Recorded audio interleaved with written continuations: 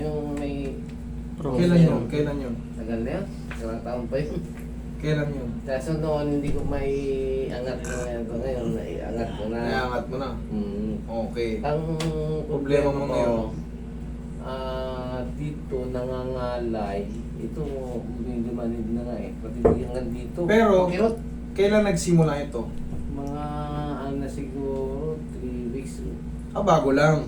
Mm. Okay, 3 weeks Pero na. dati nag-ano din pagka medyo pagod, nag-ano siya parang Nagre-react pag Oo. napapagod. Oo, parang naninigas yung lamang ko dito. Pero, yung pinaka-recent lang na sumakit siya, nagsimula siya nung nakarang taon pa o nakarang buwan, 3 linggo, 2 linggo. Tatlong linggo. Ano yung ginawa nyo? Ano yung... Nagpa sa orto. Hindi, I mean, paano siya sumakit? Paano siya sumakit? Nadulas ba kayo? Natulog kayo? Nagkaroon ng stiff neck? Hindi naman. Nadulas kayo? Hindi naman. Wala namang dahilan. Kumbaga, basta na lang Oo, nangawit. parang nangangawit lang siya. Pagka yung hapon na medyo pagod ako, yun. Tapos unti-unting parang ano. Okay, gets ko na. Sige. Ang inaano ko kasi, siyempre, iti-trace natin. Malay nyo, mamaya nalaglagan pala kayo. Nakalimutan nyo, nagbuhat kayo ng bigas. Pinagsakan pala kayo ng bigas. Kung may mga insidenteng ganon, Ngayon, para sumakit. Ngayon makirot. Pagka minsan. Dito makirot, oo, 3 linggo na to. ano ko nga, may ano nga, yung Nagpa-orto kayo. Pa-therapy siya po. Nagpa-therapy kayo. Tsaka pinaano ko ng orto sa sa Op, yun? wait lang. Orto na lang, huwag nyo sabihin kasi maraming baka may makabanggit kayo na Yes, hindi, pinaano ako sa yung sa ugat, ano? neurologist. Nerve test. Nerve test. Nerve test. Oh. Ngayon, ano yung lumabas? Tingnan ko nga. Nandiyan pala eh. Ano hindi tayo mahirapan? Picture lang po. Na-picturean ko, nakalimutan ko dalhin eh. Okay lang. Okay. Conclusion. There is an abnormal EMG and CB study. Excuse. Electrophysiological findings are consistent with median entrapment of neuropathies. On the wrist, myelopathy to the sensorimotor fibers, bilateral carpal tunnel syndrome, early moderate. Ayun pala yun. Ang lumabas sa inyo is carpal tunnel syndrome. Ayan, nagkaroon ng... Kamay. There is an abnormal EMG and CB study.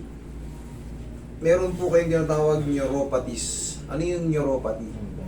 Neuropathy means yung mga ugat nyo, yung mga nerve nyo, dati na siyang na-stress. Kumbaga, hindi na siya healthy. Yun na lang, para mabilis maano. Hindi na siya healthy yung mga nerve nyo. Ngayon, ang sagot sa mga neuropathy ay vitamins sa nerve. Kasi yung mga nerve kasi, nagre-regenerate yan.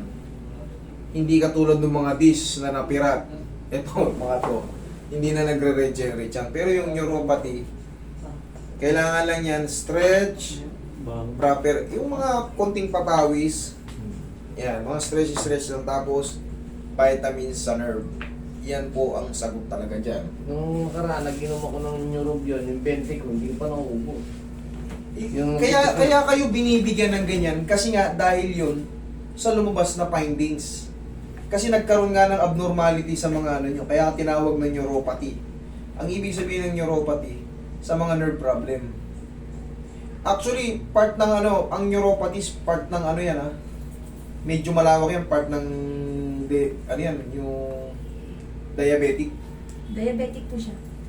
Exactly. Neuropathy, nephropathy, retinopathy, at isa? 4 yan eh. Neuropathy, retinopathy, nephropathy. Minsan di ako makatulog. Ang ano dito, Ito masakit. ang kirot. Sir, nahuli na natin, diabetic pala kayo. Yun po yun eh. Ngayon, syempre, paano i-address yun? Exercise, papawis, and vitamins sa mga ating mga nerve. Wala kayong dapat ipagtaka kasi diabetic pala kayo. Yung mga diabetic, pangkaraniwan na nagkakaroon ng mga sakit-sakit sa mga joint, yung mga biglaan. Ano, pati dito. Minsan, Yan. yan.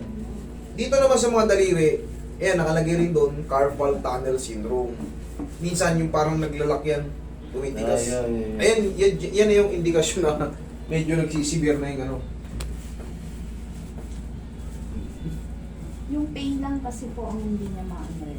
Masakit lang masyado. Hindi siya Yun ang ano natin, yun ang i-address natin. Pero kasi, yung neuropathy, ano pa yan, ang masakit sa neuropathy, eto sana hindi nyo masamay na, yung pagkalalaki mo, bibirahin yan pag lumala ka. Yung pagkalalaki nating mga lalaki. Parang umano sa utak. Relax lang.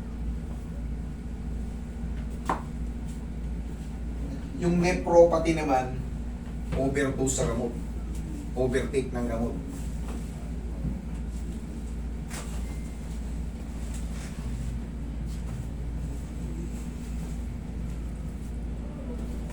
Dati na itong may frozen shoulder eh. Dati hindi na yung magalaw eh. Pero kinarati ko na nung last year pa ata si Bossing. Ikaw patagilid. 2024. May 2024, ikaw patagilid. Pero ang sagot dyan sir, papawis na kayo ha? Consistent lang kayo magano. Kahit hindi kayo magtatatakbo. Ang mahalaga, walking kayo, bilad kayo ng konti sa araw. Lalo yung araw sa umaga. Maganda yun. Relax. Tapos consistent muna. Kung may mga alam kayong herbal para sa mga nerve, yan. Pinaka the best. Pag herbal ng para sa nerve. Relax. Okay, tapa.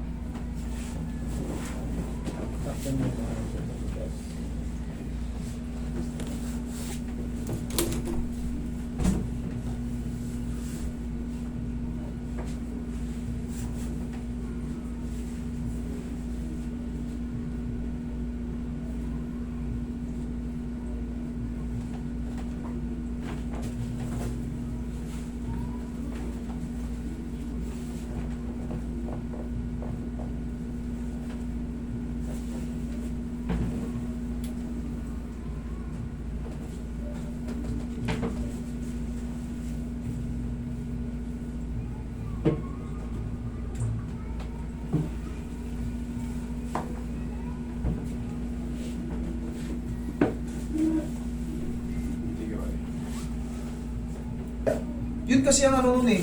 Yun na yung mga kakambal niyan. Pag kayo ay diabetic, kayo ay high blood pressure, mataas ang kolesterol nyo, equivalent na yan. Stroke, may stroke talaga kayo pag hindi nyo na-maintain yung ano. Talagang yun ang kalalabasan. Pag matagal na kayong diabetic, tapos napansin nyo ba, tumataas na rin yung kolesterol ko. Pag nag-combine na yan, bigla ka na high blood, napuyat ka, yari na. Relax na. Inhale. Exhale.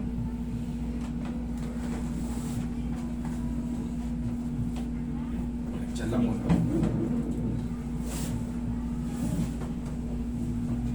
Tuloy mo lang yun sa walking mo ha.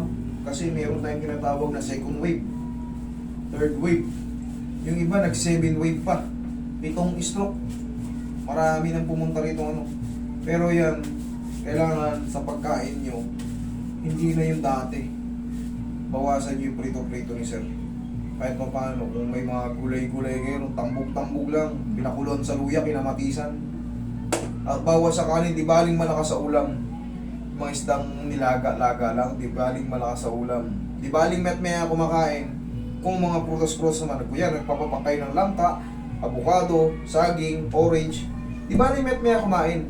Pipino, basta yung mga ganong pagkain, saging, kamote, walang problema. Kahit mayat maya kayo kumain, kahit may merienda. Huwag lang yung merienda nyo, steak, burger, rice, spaghetti, yung mga kwek, mga prito-prito, mga fried chicken, yari ka dyan. Ito noon, mayroon na ako na stroke na ako. Nakalimutan ko lang kasi Siya yung naano sa kamay, yung nilagay niya ng ano to pa? Yung cast na... Oo. Sinemento na, tapos pumunta siya dito, hindi niya na pwedeng maano. kung nakasimento pa. Hindi siya nakasemento na, tama Paano? na yung semento, pero nasemento na siya, ibig Bago lang, sabihin. Bago lang. Bago lang. Anong ginawa ko ron? Hindi ko ginalaw. Hindi na kasi basag eh. Oo. Okay. May x-ray. Masensya na kayo minsan kasi nakakalimutan ko sa Kasi dami. pag taon na kasi yung isang linggo lang minsan 2 araw 50, 4 na araw 100, 6 na araw 150. Pag taon doon pa lang sa isang linggo 150 na. Mamanhid na yung ganito ko. Siguro kakalagay ng ointment. Pero siyempre kailangan sir traction. Pagka puro haplos-haplos lang, kailangan kasi may adjustment yung mga cracking sa leeg. Malaking bagay yun pagka na may mga ipit-ipit yan. Kailangan ma-adjust yan. May tulong yung massage pero may mas malaking tulong kung may adjustment. Parang ito, imposible naman hindi nyo to dinala noon sa iba. Eh ngayon nagpa-therapy na nga kayo ulit sa iba O, dito rin kayo nung bagsak. Dati hindi ito magalaw Eh ngayon, kahit pa paano, Ano ko na. dati, Ginagano mo pa lang nga, ala na dati yun. Pero siyempre, kahit pa paano, iba pa rin talaga yung may adjustment. Dinala ko siya sa sa orthopedic kasi yung kirot, hindi ko matiis. Ngayon, makirot pa siya? Check mo. May konti. May konti. Okay, thank you. Okay lang yung kung konti. Kasi magsusubside pa ng 3 to 4 days yan. Nangangalay.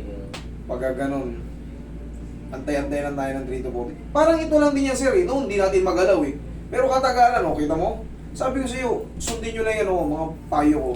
Yung sabi mo bibitin sa bintana, binibitin ko na siya. Kita mo naman, ang naging Ayun naman talagang totoo Kailangan, parang hindi na kayo magbalik-balik sa akin. At least sa loob ng bahay nyo, nagkakaroon na kayo ng mga self-treatment. Ito lang kasi nararamdaman ko, Master. Parang, sabi ko dali ko nga kay Master kasi parang ang sarap siyang palagutukin na parang Kanina, dumagutok na parang nangangati yung tapos yung sakit niya. Pero ngayon, okay naman. Yan, medyo siya. Yung kirot lang kasi Narelease minsan. Pagkagabi, ginigising ako yung kirot. Sige. Bossing, ngayon, pwede mo na itong lambing-lambingin ng pau kasi na-adjust na Hindi naman kasi pwedeng double traction. Tandaan nyo. Magkakaroon ng ibang yan. Kailangan mapapahinga rin. Hindi pwedeng sunod-sunod traction. Okay, bossing? Okay. Kung konti lang, normal lang gagaling din yan. Okay? Hinihila-hila ko na rin ang... Sige, thank you. Palakas kayo malagi, bossing. Ha? Okay.